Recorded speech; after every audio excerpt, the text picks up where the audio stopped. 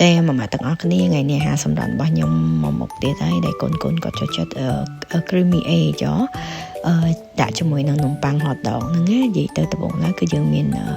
ពងមាន់មួយគ្រាប់ជាមួយនឹងទឹកដោះគោមួយកូនចានតូចនិយាយទៅមកម៉ាក់លីឲ្យបរិមាណវាសមរម្យអញ្ចឹងណាខ្ញុំអត់បានវល់បរិមាណ